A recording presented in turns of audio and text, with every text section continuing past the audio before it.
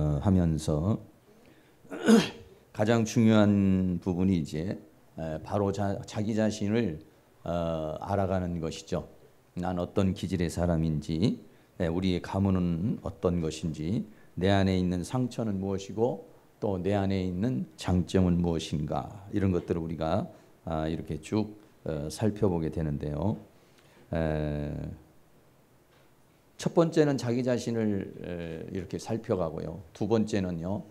그 다음에는 이제 남자 같으면은 아내를, 아내 같으면은 남편을 이렇게 이제 보는 거죠. 근데 내가 지금 얼마만큼 성장했는가는요.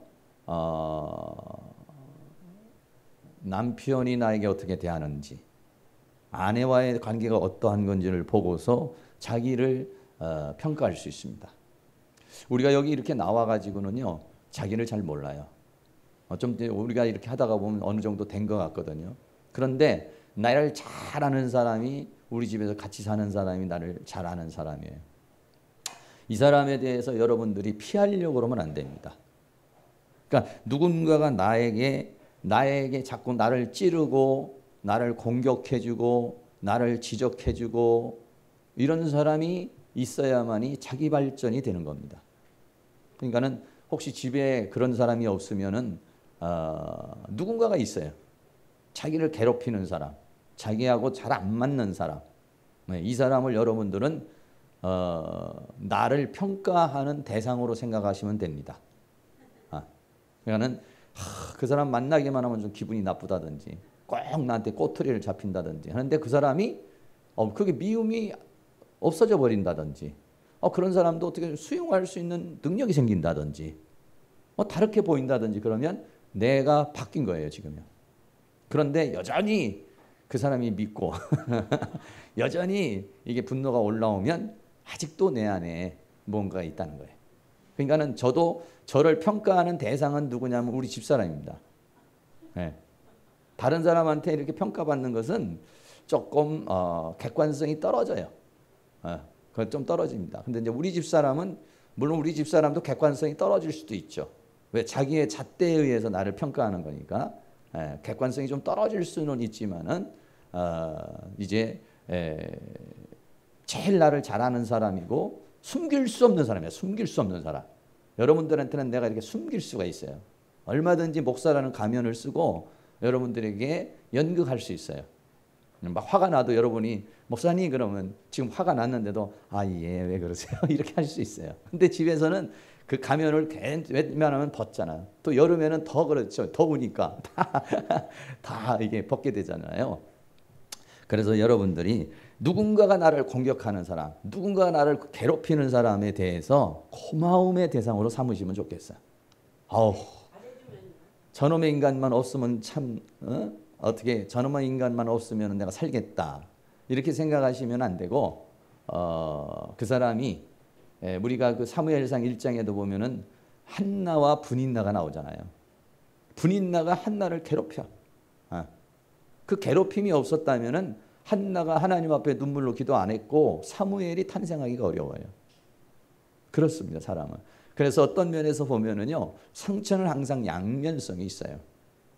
누군가가 나를, 예를 들어서 여러분이 살고 있는 사람이 아내가 잘해준다든지 남편이 잘해준다고 그러면 그것도 고마운 일이죠. 그런데 나에게 막 공격하고 신경질 부리고 하는 것도 고마운 일이에요. 그러니까 잘해줄 때는 잘해줘서 고맙지만은 나를 공격할 때는 내가 그 공격에 대해서 면역력을 키우고, 그리고 더 나아가서는 정말 내가 이렇게 막 공격하고 신경질 내고 막 이렇게 하는데도 내가 그걸 감당할 수 있는 사람이 됐는가, 이거를 자기를 이제 평가해 볼 수 있는 것입니다. 그게 부모가 될 수도 있고 남편이 될 수도 있고 아내가 될 수도 있고 또 자녀가 될 수도 있고, 아니면 교회에 나와서 누군가의 관계가 될 수도 있고, 또 아니면 직장이나 이런 데서 누군가의 관계가 될 수 있을 거예요. 그러니까는 누군가가 나를 적대시하는 사람, 우리가 이 세상에 살면은 어떤 사람하고 난 참 좋지만은 어떤 사람은 별로 안 좋은 사람이 있어요. 저도 이렇게 사회생활 해보면은 웬만한 사람 다 좋지만은 저도 이제 외부에 나가서 이렇게 하다가 보니까 저를 별로 안 좋아하는 사람이 있어요. 그거는 이제 이익이나 이런 거에 의해서 이렇게 좀 뭔가 나하고 상충되는 그런 사람이 있어요. 그런 사람은 저에 대해서 별로 이렇게 안 좋은 그런 생각을 가지고 있어요. 그 저도 마찬가지로 그 사람에 대해서 안 좋은 생각을 갖고 있죠. 그런데 어느 날 내가 바뀌는 거예요. 그렇게 안 좋은 사람이고 너하고는 나하고는 안 맞아. 너하고는 노선이 달라. 이랬던 사람이 이제 수용이 온다든지 그런 사람을 보고도 악수할 수 있는 여유가 생긴다든지 웃을 수 있는 마음이 생긴다든지 그러면 제가 이제 변화된 거예요. 그러니까 누군가가 나를 공격하는 사람에 대해서 너무 여러분들이 예민하게 저놈은 꼭 마귀짓을 해. 저놈 인간만 없으면 내가 좀 살겠어. 물론 그래요. 그러면 좋지. 그런데 사람은요. 누군가가 자꾸 찌르고 공격 안 하면은 사람은 또 변화가 되지 않아요. 발전하잖아. 다시 말하면 이 세상에 마귀가 없다고 생각해 보세요. 이 세상에 마귀가 없으면은요. 우리 전부 다 나태하고 게을르고 그래요. 근데 마귀는 어떻습니까? 우리가 조금만 정신 안 차리면 그냥 공격해대고 뭐 육신을 쳐본다든지 이렇게 되거든. 그러니까 나는 정말 너무 이렇게 나를 갖다가 괴롭히고 너무 나를 갖다가 힘들게 한다. 이런 사람이 있으면요. 그거에 대해서 여러분들이 너무 이렇게 예민하게 반응하지 말고 그거에 대해서도 이렇게 좋게 생각할 수 있는 그런 마음의 자세. 이게 참 중요한 부분인 것 같아요. 저도 마찬가지야. 근데 저도 이렇게 얘기하지만은 우리 집사람이 컨디션이 좋게 나한테 잘해주면은 참 좋아요. 그런데 투덜 한다든지 이렇게 만약에 공격을 하면은 뭐 이제 좀 기분이 안 좋죠. 그런데 그런 때에 생각을 바꾸는 거죠. 이럼에도 불구하고 내가 참아낼 수 있을까? 이럼에도 불구하고 내가 이 영적인 이 긴장감을 계속 유지할 수 있을까?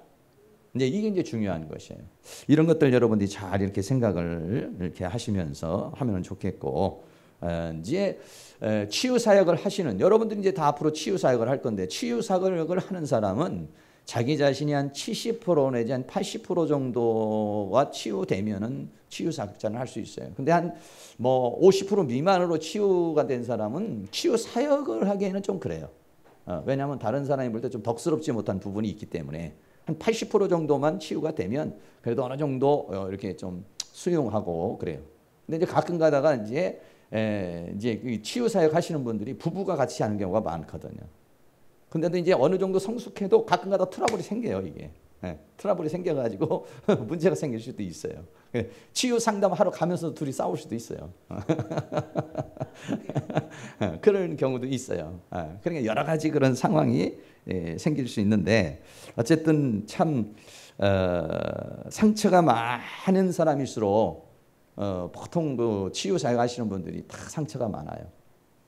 그런 거에 비하면 저는 상처가 그래도 좀 적은 편이고 적은 편이고 근데 뭐 보통 이렇게 치유 사역 하시는 분들은 뭐 가정적인 파탄 뭐 정말 죽도록 싸우고 뭐 그냥 뭐 굉장한 그런 과정을 거쳐서 보통 이제 치유 사역자가 되는 경향이 이렇게 많이 있어요. 그래서 어떻게 보면 저도 한편으로는 상처가 많지 않으니까 난 다행이다 이렇게 생각할 수 있지만은요. 어떻게 보면은 상처가 깊은 사람이 치유되는 것이 훨씬 더 많은 사람에게 감동을 주는 겁니다. 그러니까 저는 이제 드라마든지 영화든지 이렇게 보잖아요. 영화를 보면은요. 이 영화에서 계속적으로 사건이 쫙 전개되는 그런 영화는요. 계속 긴장해서 보면서 눈을 떼기가 어려워요. 재밌어요, 너무. 이 사건이 끝나면은 그런데 어떤 경우는 밋밋하게 가잖아요. 그럼 가다 졸아요. 다음 편이 궁금하지가 않아요. 근데 막 요 다음 편에 막 한바탕에서 그냥 막 아슬아슬 하는데 1편이 끝났어. 그러면 막 보고 싶잖아요. 그러니까는 어떤 의미에서 보면 내 인생에 아무것도 없이 주여 만사가 형통하고 아무 일도 안 일어나게 해주세요. 그럼 너무 재미가 없는 거예요. 그런 드라마는 너무 재미없는 거예요. 그런데 막 육신적인 문제가 생겼는데 그거 좀 해결하려고 그러면 또 다른 문제가 생기고 또 그거 해결하면 또 다른 문제가 생기고 막 이러면은 나는 힘들지만 보는 사람은 너무 재밌는 거야. 인생 드라마가 그래요. 인생 드라마가 그런 것이죠. 그런 거 여러분들이 한번 생각을 해보셨는지 모르겠어요. 그래서 상처가 극복이 되면은 자랑이 되고, 이 상처라고 하는 것이 극복이 되면은 이거는 참 우리에게 아주 좋은 그런 이제 결과를 가져온다 이렇게 말할 수 있어요. 자랑도 되고 상처가 극복이 되면 능력도 되고. 그러니까 여러분들이 만약에 경우에 있어서 자랑이 된다는 내가 정말 죽음의 밑바닥까지 갔다 와서 이렇게 상처를 극복하고서 올라왔습니다. 이런 사람하고 내가 조금 어려웠었는데 올라온 사람하고는 어떻습니까? 그 자랑이 달라요. 능력이 달라요. 축복이 달라요. 그렇다고 해서 일부러 뭐 자기 인생을 그렇게까지 갈 필요는 없겠지만은 대체적인 사람들 보세요. 모세도 살인자입니다. 살인자. 바울도 살인자예요. 네. 요셉도 감옥이라는 상황이에요. 정말 아주 극한 상황. 더 이상 내려갈 수 없는 아주 정말 어쩔 수 없는 그런 상황에 있는 사람이 많이 성공해요. 그러니까 목사님들 중에서도 아주 정말 극단적인 분들, 폐암까지 갔다가 살아난 사람들, 뭐 아주 그냥 만신창이가 됐다가 일어나는 사람들, 이런 분들이 하나님을 떠나지 못하는 그런 사람, 완전히 그 밑바닥까지 가서 사경을 헤매는 사람이기 때문에 하나님을 절대적으로 붙들 수밖에 없는 그런 경험을 하는 사람들이에요. 근데 인생살이에서 사건이 밋밋하면은요, 하나님을 그만큼 강하게 만나지를 못해요. 네. 그러니까는 어떻게 보면 모태신앙이 밋밋할 수 있는 상황 중에 하나가 좋기는 하지만 쇼킹한 많은 것 같다는 거예요. 왜냐하면 인간은 언제 변하냐면 쇼크를 받을 때 변하는 거예요. 네. 가난에 대해서 쇼크를 받을 때, 그래, 이 악물고 한번 내가 돈 벌어봐야 되겠다. 누군가가 나한테 어떤 예를 들어서 어떤 무시를 당했다. 그럼 내가 이 악물고 한번 성공해야 되겠다. 이 쇼크를 받을 때에요, 그 쇼크에 반동해서 사람은 무언가의 또 새로운 역사를 만들어 가는 거예요. 근데 아무 쇼크가 없어 보세요. 아무 일도 없어 보세요. 여러분이 너무 편안하다는 것이 너무 좋은 게 아니야. 아무 일도 없는데 우리는 그걸 원해. 만사가 형통하기를 원해. 아무 일도 일어나지 않기를. 오늘도 무사히 아무 일도 일어나지 않기를 원해요. 그런 사람은 어떠냐? 변화가 없어요. 진보가 없어요. 네. 성장이 없어요. 뭐 자랑할 게 없어요. 네. 뭐 그냥 들어도 재미가 없어요.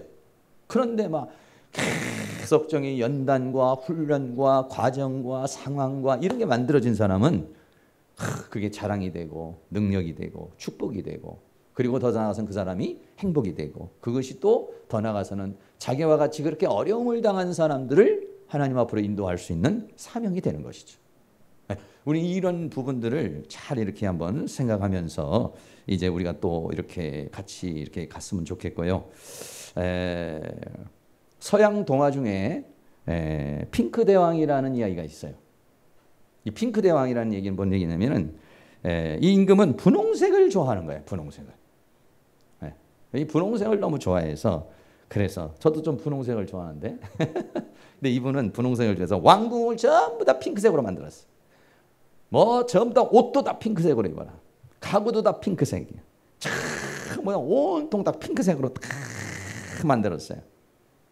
그런데 이 임금이 궁궐에 있을 때는 핑크색이니까 너무 좋은데 밖으로 나가면 별의별 색깔이 다 있는 거예요.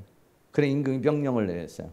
전부 다 성 밖에 있는 사람도 전부 다 옷을 다 핑크색으로 다 갈아입고, 가구도 다 핑크색으로, 지붕도 다 핑크색으로 벽돌도 핑크색으로 하라 해가지고, 얼마나 힘든 일이에요. 그렇게 했어요. 근데 또 지나다가 보니까는 짐승들이 전부 다 또 각기 다른 거야. 개나 토끼나 이게 다. 그 짐승도 전부 다 페인트 칠해요. 핑크색으로 만들었어요. 그런데 거기까지 좋은데 또 보니까 산은 이게 파란색이야. 산도 전부 다 핑크색으로 다 만들어 버렸어요. 군인들을 다 동원시켜가지고 전부 다 페인트 칠하라고 했어요. 이게 이제 동화입니다. 그런데 이 임금이 웬만큼 하는데 못하는 게 뭐냐면 하늘을 못하는 거예요. 하늘을 핑크색으로 만들어야 되는데 하늘을 핑크색으로 못 만드는 거예요. 그래가지고 임금이 고민하다가 자기가 이제 그 존경하는 스승을 찾아가서, 이거 핑크색을 만들 수가 있는데 하늘을 핑크색으로 못 만든다. 어떻게 하면 좋겠냐? 이렇게 했어요. 그러니까 좀 시간을 좀 달라고, 연구할 시간을 달라고 해서 연구하다가 이 스승이 아이디어를 이제 개발한 거예요. 네? 뭐를? 분홍색을 하늘색으로 바꿔라. 네. 뭐 하늘이 파란색이니까 네. 안경을 하나 갖다 준 거예요. 핑크색 안경을 갖다 준 거예요. 하나 만들어서 갖다 준 거예요. 그걸 쓰니까 전부 다 핑크색이야. 전부 다 핑크색인 거예요. 이제 됐다고. 그 다음부터는 뭐 이제 백성들도 편안하게 살고, 왜? 그거 안 칠해도 안경만 끼면 다 핑크색이니까. 이런 서양 동화가 있어요. 다시 말하면은 이것을 뭐 심리학에서는 뭐라고 하냐면 프레임이라고 그러네요. 프레임. 네. 이 프레임이라고 하는 것은 뭐냐면은 자기가 바라보는 세상을 바라보는 창을 프레임이라고 이렇게 말해요. 네. 그러니까는 햇빛이 이렇게 쭉 쬐면은 그 프레임을 통해서 반드시 다른 색을 보게 되는 건데, 네. 이 안경을 가지고서 안경을 파란색, 분홍색 그 안경을 가지고서 끼고서 세상을 보는 것, 이걸 프레임이라고 그렇게 말하는 거예요. 네. 다시 말하면요, 사람은요 누구나가 다 이런 어떤 안경을 끼고 이 세상을 살아간다는 것이죠. 도형 상담하면서 여러분들에게 동그라미, 네모, 세모, S 있으면 그 원하는 거 가장 좋은 거 하나 선택해서 해보세요. 어떤 사람은 동그라미, 어떤 사람은 세모, 어떤 사람은 네모, 어떤 사람은 S도 있어요. 네. 이 사람은 뭐냐면 모든 세상을 동그라미로 보는 거예요. 모든 관계를 동그라미로 하는 거예요. 어떤 사람은 모든 관계를 세모로 하는 거예요. 어떤 사람은 모든 관계를 S로 하는 거예요. 그랬어요. S와 세모가 만났어요. 넌 왜 S냐? 너는 왜 세모냐? 부닥칠 수 있죠. 서로가 너는 S구나 인정해 주는 것이 아니라 야 S 너 잘못된 거야. 세모로 바꿔. 뭔 소리야 동그라미가 동그래야지 원만해야지. 그게 뭐니 너네들 같이. 여러분 그렇게 산다는 것이죠. 어느 목사님 가정이 거기 담부단지 목회자 가정인데 그 가정은 한 목사님은 고신 측, 한 목사님은 합동 측, 합동 목사님은 통합 측, 한 목사님은 감리교 이랬대요. 뭐 사촌하고 이렇게 모이면 앉아서 얘기를 하면은 주장하는 게 다 다르다는 거야 서로. 어떤 사람은 말씀이 최고다. 어떤 사람은 무슨 소리냐 기도가 최고다. 어떤 사람은 무슨 소리냐 전도가 최고다. 어떤 사람은 은사가 최고다. 서로 좀 주장하는 게 다르다라고 하는 것이죠. 사람은 이 세상에서 살면서요 자기중심적으로 인생을 사는 거예요. 네. 상대방을 인정하기보다는 자기중심적으로 생각을 하고 자기중심적으로 판단한 거예요. 그러니까 여러분 만약에 이런 거예요. 네. 상대방이 약속을 안 지키잖아요. 그러면은 잘못한 거예요. 근데 내가 약속을 못 지킨 것은 사정이 있었다는 거예요. 여러분 막 그래요. 저도 마찬가지로 예를 들어서 제가 이렇게 있는데 예배 시간이 좀 늦는다든지 이렇게 하면은 왜 이렇게 늦었습니까? 근데 내가 또 늦었어. 그러면 어떻게 하냐? 나는 사정이 있어서 늦었지. 순전히 자기중심적으로 해석을 하는 거야 이게. 상대방을 인정하지 않는다는 거죠. 상대방이 만약에 내 생일을 기억해 주지 못하면 넌 나한테 관심이 없고 사랑이 없는 거야 이렇게 하는. 근데 내가 상대방의 생일을 잊어버린 거에 대해서는 내가 깜빡한 거야 실수한 거네. 이렇게 자기에 대해서는요 굉장히 관용하게 이렇게 생각을 하는 거예요. 네. 다시 말하면 사람은 자기가 보고 싶은 것만 보려고 그러고 듣고 싶은 것만 들으려고 그러는 이기주의적인 자기중심적인 생각을 가지고 있다 그런 얘기죠. 상처가 인간을 불행하게 하는 것은 뭐냐면 그 상처의 프레임으로 세상을 보는 거예요. 여러분 거절감의 상처를 가지고 있는 사람은요 다 거절감의 잣대로 인생을 보는 거예요. 거절감의 잣대로 사람과의 관계를 맺는 거예요. 네. 거절감이라고 하는 프레임으로 보는 거예요. 거절감이라고 하는 안경을 가지고 너 나를 거절했지. 나도 너를 거절할 거야. 네. 이런 마음을 가지고서 삶을 살아간다라고 하는 것이죠. 그래서 어떻게 되냐면 이 상담 치유는 뭐냐면은 그 거절감의 안경을 벗고 새로운 이 세계를 바로 보게 하는 것. 네. 안 가져도 되는 거절감의 안경, 우울감의 안경, 두려움의 안경 그런 것들을 다 벗게 만들어주는 거죠. 그리고 세상을 직시하고 제대로 볼 수 있게 해주는 것. 이것이만의 치유요 또는 회복이요 상담이라고 그렇게 말할 수가 있겠습니다.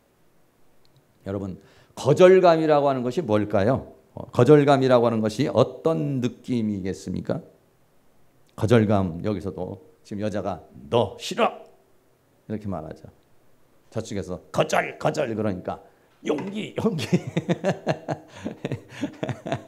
근데 대체적으로는 이런 사람들은요 이거는 아주 자존감이 강한 사람이니까 거절을 해도 용기가 나오죠. 대체적인 사람은 이렇게 거절하잖아요. 용기가 아니라 분노 아니면은 그냥 자기 스스로 그냥 나는 거절당할 수밖에 없는 사람이야 하고 움츠러들거나 반항하거나 이제 두 가지 중에 이제 하나를 이제 하게 되는 것입니다. 네. 이 거절감, 네. 누군가가 내가 부탁을 했는데 안 돼. 기분 나쁘죠? 이런 모습을 보면 어떻게 기분이 좋습니까? 나쁩니까? 무덤덤합니까? 그냥 넘어가겠습니다. 이런 모습 밀어내죠. 네.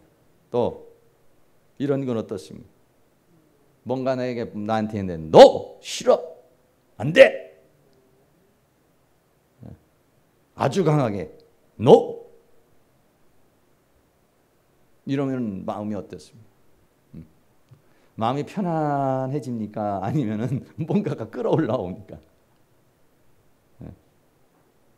누군가가 나한테 너 싫어 이런 식으로 탁 그렇게 내가 뭔가를 부탁했어요. 너 내가 뭔가를 지금 그 사람에게 얘기했는데 이렇게 나를 밀어내버릴 때 그 갖게 되는 것 이것이 뭐냐면 거절감이라고 그렇게 말할 수가 있는 것이죠. 이런 거절감의 상처들을 우리가 이제 가지고 살아가는데요. 이 시간에 여러분 한번 이 거절감이라는 걸 한번 느껴보기 위해서 노래를 하나 들을 거예요. 뭔 노래냐면 아리랑을 이제 들어볼 거예요. 네, 음악 감상을 여러분이 잘 하시고 이제 여러분들이 뭘 자꾸 키워야 되냐면 감수성을 키워야 돼요. 감수성. 요즘에 보면은 그 뭐 스타 그 애들 이렇게 해서 보잖아요. 그러면 박진영 씨하고 또 뭐 모자 푹 뒤집어진 사람이 누군가 그 있잖아요. 네? 양현석인가 그 사람 그러잖아요. 근데 이 사람들이 말이죠 판단 기준이 조금 달라요. 박진영이는 뭐를 보냐면은 그 사람의 인간성을 봐요. 근데 양현석인가 이 사람은 그 사람의 끼를 보는 거예요. 달라요 이게. 그 사람의 기준이 달라요. 끼가 있어도 인간성이 틀리면 너는 성공하지 못한다는 거죠. 그러니까 소녀시대나 이런 사람들이 뜨는 게 뭐냐면은 끼도 있고 다 하고 사회적인 무리를 안 일으키잖아. 10명인가 이렇게 되는데도 잘 융합이 되잖아. 그러니까는 굉장히 좋은 거예요. 근데 보통 그렇게 5명, 10명의 그룹이 함께 간다는 게 굉장히 어려운 거잖아요. 인성교육이 굉장히 잘 되는 거예요. 그 사람들. 인성교육하고 서로 사랑하고 이해하고 협력할 수 있는 그런 것을 기준으로 뽑는 거죠. 그네들은. 아무리 노래자도 인성이 틀렸으면 안 돼. 왜? 와서 그룹을 와해시킬 수 있으니까. 근데 그 소녀시대나 이런 애들이 이제 그런 면에서 요즘 시대는 그렇다는 거죠. 그러니까 박진영이가 뽑는 그 기준은 뭐냐면 인성을 보는 거예요. 모르겠어요. 먼저 누가 그래요. 정확한지 모르겠지만 제가 무슨 음악 평론가는 아니니까. 그런데 양현석인가 그 사람이 보는 건 끼를 본다는 거예요. 끼와 열정을 보는데 그래서 돈은 이 사람이 더 많이 번다는 거예요. 양현석이라는 사람이. 네. 그런데 인기는 박진영이가 더 있어요. 모르겠어. 이제 그냥 한번 그렇게 얘기를 해. 그러니까 이 시간에 여러분들 한번 보세요. 아리랑이라는 노래를 세 사람이 부를 거예요. 하나는 조선족 가수 김미아라는 사람이 부르고 또 하나는 나윤선이라고 하는 재즈식으로 그 아리랑을 하는 한 사람이 부르고 또 하나는 그 국악 천재라고 하는 송소희가 이 아리랑을 부를 거예요. 이 세 가지가 똑같은 아리랑인데 여러분들의 마음에 뭐가 느껴지는가를 보라고. 그러니까 어떤 노래를 들을 때 내 안에 분노가 올라오면 나는 이런 분노가 있구나. 어떤 노래를 부를 때 어떤 슬픔이 오면은 난 내 안에 이런 슬픔이 있구나. 겉으로 볼 때는 없는 것 같아요. 그런데 그런 어떤 것을 들으면은 마음에 이제 그런 것이 파도치는 거예요. 네. 그러면서 내 안에 이렇게 그런 것들이 여러분들이 어렸을 때라든지 이랬을 때에 여러분이 어렸을 때 만약에 재즈 음악이나 이런 걸 들었으면 잘한 사람은 그런 재즈 음악이나 이런 게 나올 때 감성이 아주 발달할 수가 있고 재즈는커녕 그냥 다 뽕짝이나 들었다 그러면 그런 식으로 갈 수 있고 이렇게 돼요. 한번 들어보세요. 저기 그 불 좀 한번 꺼주시고 한번 잘 한번 가만 있어요. 이거를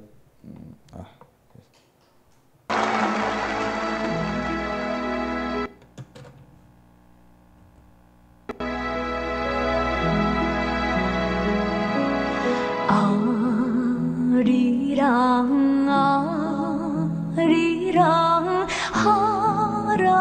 하라리요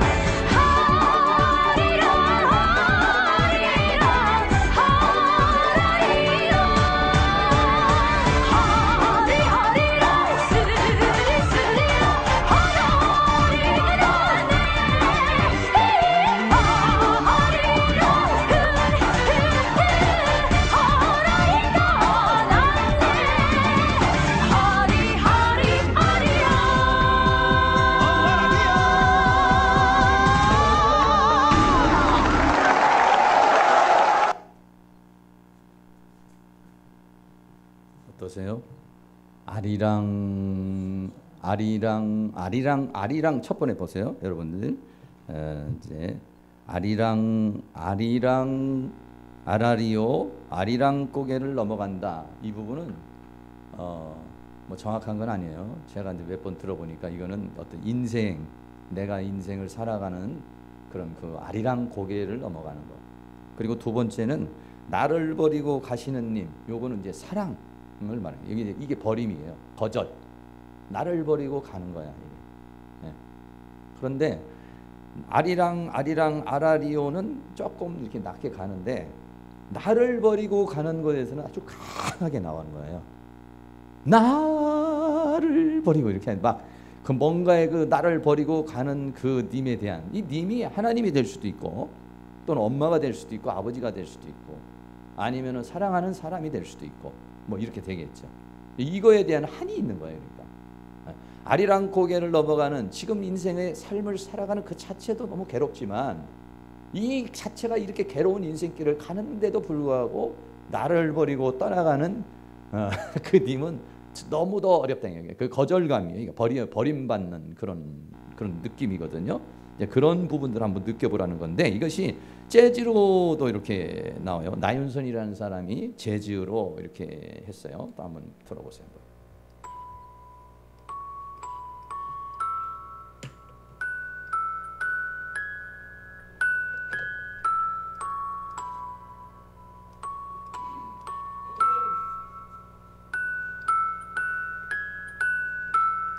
이 동영상이 안 나오니까 눈을 감고 들어봐도 좋아요.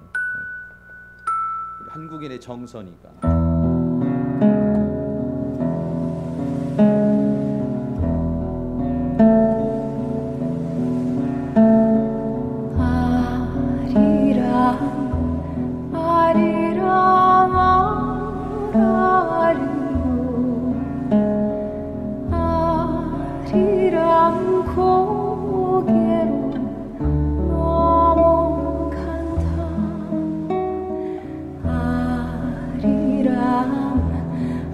여기 보지 말고 눈을 감고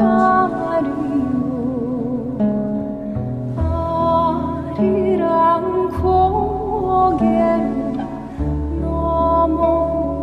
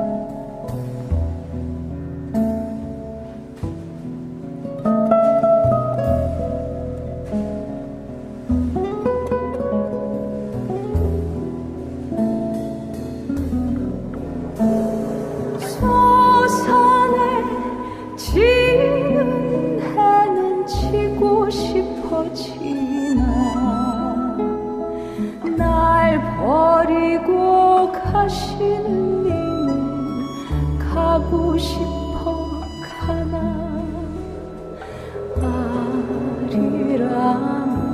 아리랑 아리요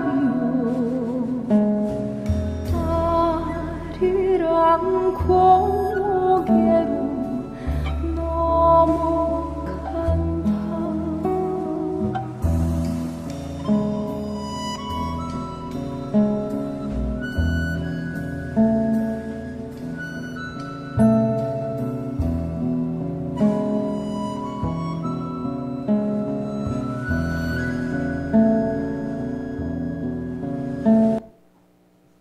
네, 좀 어떠세요? 느낌이? 어떤 감정이 생기는지 모르겠어요. 자, 이제 마지막으로 한 번 더. 이제 이 사람은 이제 우리나라의 국악 명창 소리를 내는 소년인데, 기가 막힌 소년이죠. 국악 신동이라고 이렇게 얘기하는데, 이건 좀 달라요. 한번 보시면서, 근데 우리 한국인의 그 정서를 이제 느끼는 그런 부분이거든요. 한번 보세요.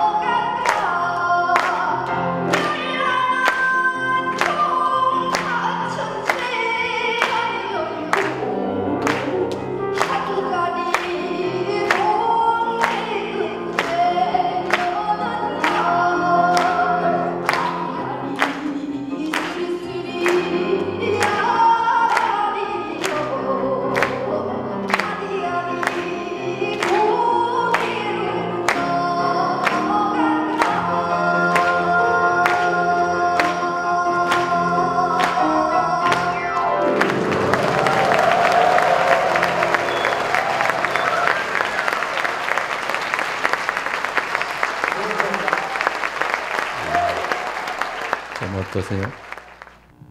이렇게 그 감성을 우리가 많이 이렇게 느끼는 거, 내 안에 있는 어떤 슬픔의 요소라든지 기쁨의 요소를 이렇게 직면하려고 그러는, 우리는 많이 이 세상에 살면서 이렇게 감추잖아요. 슬픈데 안 슬픈 것처럼, 또 기쁜데 안 기쁜 것처럼. 근데 이제 우리가 이 치유, 내적 치유하면서 자꾸 그 내 안에 내면에 있는 것을 솔직하게 이렇게, 슬픔은 좀 울고 괴로움은 좀 괴롭게 이렇게 생각하고, 이렇게 되어야 이게 이제 풀어져요, 이게. 그래서 저는 이거 이제 여기서 보니까 근데 여러분들 뭐 별로 이제, 근데 나는 많이 울었어요. 그러니까 거절감의 상처가 있는 거예요. 거절감의 상처가 있어서 나를 버리고 가시는 님은, 소리치고 싶더라고. 나도 나를 버리고 막 이렇게 하고 싶더라고, 이렇게. 그러니까는 이제 그게 나를 버린 사람이 뭐 그렇다고 내가 무슨 시련을 해서 뭐 그런 건 아닌데, 그 뭔가의 그 나를 거절한, 그게 우리 아버지가 이제 나한테 거절감을, 상처를 많이 주는 분이죠. 그러니까 우리나라 사람들은 전부 다 이 아리랑을 부르면은 이게 꼭 애국가 같은 그런 느낌이 들잖아요. 그러니까 우리나라 사람들이 이 거절감의 상처가 굉장히 큰 거예요, 이게. 미아리 고개, 이 고개라고 하는 것이 인생의 그 어려움. 근데 아리랑도 보면은 여러 가지 아리랑이 있어. 무슨 정선 아리랑도 있고, 강원도 아리랑도 있고, 진도 아리랑도 있는데, 그 고개가 뭐 12고개도 있고 뭐 그래요. 그러니까는 이 그 아리랑 하면서, 아리랑이라는 말의 뜻을 몰라요, 지금도. 아리랑 고개. 그건 미아리 고개고. 그러니까 아리랑이라고 하는 뜻 자체를 사람들이 몰라요, 이거. 근데 뭐 여러 가지, 이 노래가 어디서 왔는지도 잘 몰라요. 어떻게 해서 이 노래가 발생했는지도 뭐 그 설이 한 10몇 가지 되더라고요. 정확하지 않아요, 이게. 그러니까 이게, 그럼에도 불구하고 이게 이제 우리 한국인에게 이렇게 오잖아요. 그러니까 두 가지, 제가 생각할 땐 두 가지 같아요. 하나는 아리랑 고개를 넘어가는 인생, 그 나를 버리고 가는 사랑. 그러니까 하나는 인생길, 하나는 사랑이라는 어떤 그 이별, 뭐 이런 것을 이렇게 보는데, 그런 것들이 이제 우리한테 이렇게 왜 이 찬송이 아니라 이게 음악을 들어보라고 그랬냐면, 지금 여러분이 혹시 들으면서 그런 감동을 받았는지 이제 좀 넓어서 그런지도 모르겠는데, 이제 저는 이제 이렇게 좀 안에서 이렇게 들어보니까 눈물이 막 나와요. 눈물이 나오고, 그런 것들이, 눈물이 뭐냐면 이제 거절감의 상처, 또는 너무 인생이 힘들다, 사는 게 너무 힘들다. 이게 여러분들한테 안 힘든 것 같지만 내 내면의 어떤 부분에서는 사는 게 너무 힘들다. 아리랑 고개를 넘어가는 이 인생이 너무 힘들다, 이거고, 또 하나는 그럼에도 다 누군가가 날 알아주지도 않고 오히려 이제 그 가버리는 그런 사람들 있잖아요. 그런 사람에 대한 어떤 그 상처. 오죽했으면은 그 목사님들이 그렇게 했겠어요. 그 배신자라는 노래 있잖아요. 얄밉게 떠난 성도 얄밉게 떠난 장로, 목사님 마음을 짓밟아 놓고 얄밉게 떠난 성도, 이런 노래를 부흥 강사들이 왜 부르겠어? 그러니까 이게 배신자, 거절감에서 가장 극치에 오는 게 뭐냐면 배신이에요. 배신당하는 거. 그러니까는 이제 이게 우리나라 사람들에게 이 거절감의 상처가 있어요. 거절감의 상처가 이제 우리 안에, 우리에게 이렇게 뿌리 깊게 이렇게 내려와 있어서 참 좀 어렵죠. 그러니까는 만약에 이제 어느 교회에서 권사 투표를 했어요. 권사 떨어졌어. 그 거절감에 못 이겨서 그 교회 나가고, 장로 투표했는데 떨어졌어. 그래가지고 그 교회 견딜 수가 없는 거예요. 막 수치스럽고 모욕스럽고 막 이렇게 되는 거야. 그러니까 우리나라 사람들은요, 한 번 집사하면 영원한 집사야. 왜냐하면은 서리 집사니까 이게 원래 1년마다 바꿔야 되는 거예요. 근데 만약에 장명수 집사님 금년에 집사했다가, 집사님 요즘에 너무 신앙이 안 좋아, 이번엔 권찰로 떨어지더니 성도로 떨어뜨리잖아. 그러면 우리 교회 나갈 확률이 많나요, 적어요? 안 당해봤으니 모르겠지. 다 교회에서 집사님이라고 그랬는데 그 다음 해부터 장명수 집사는 우리 교회 집사님 아닙니다, 빼버리면 모르겠어요. 이제 예. 그러면은요 우리나라 사람들은 못 견디는 거예요. 그거를 못 견뎌. 그거를 견딜 수가 없는 거예요. 막 그 수치심과 모욕감, 그게 뭐냐면 버림받고 거절당하는, 그걸로 인해 가지고 이제 사람들이 굉장히 그 스트레스에 쌓이는 거예요. 예. 이런 부분들 우리가 한번, 그래서 우리나라 사람들에게 있어서 이 거절감에 대한 상처가 아주 뿌리 깊게 내려 있다. 그러니까는 벌써 이 아리랑곡에 나를 버리고 가시는 님은 가다가 팍 꼬꾸라 죽으라 심리도 못 가서 발병이 나서 팍 그냥 꼬꾸라서 죽어라, 이런 얘기 아니겠어요.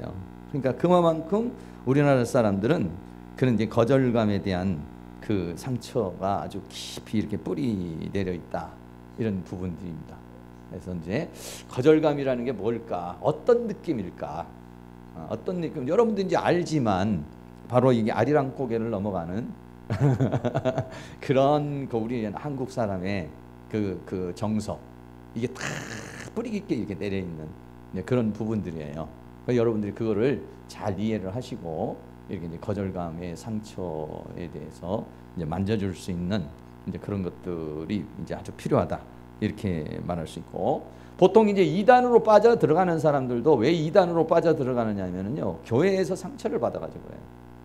네, 교회에서 그 사람에게 상처를 주기도 하지만은 그 사람이 상처를 잘 받는 사람이죠. 또 어떤 사람들은 그냥 견디는데 어떤 사람은 그걸 못 견디고, 그러니까 기존 교회에 대해서 막 불평하고 불만하고 목사님들에서 하다가 어느 이제 이단으로 빠져 들어가는 확률이 굉장히 많은 거예요. 상처가 있기 때문에 이단이 많이 빠져가요. 네. 상처가 있는 사람들이 대체적으로 보면은 이단에 빠져 들어가는 사람들이 한 7, 80%는 저는 제가 생각할 때는 상처 때문에 가는 거라고 이렇게 생각을 해요.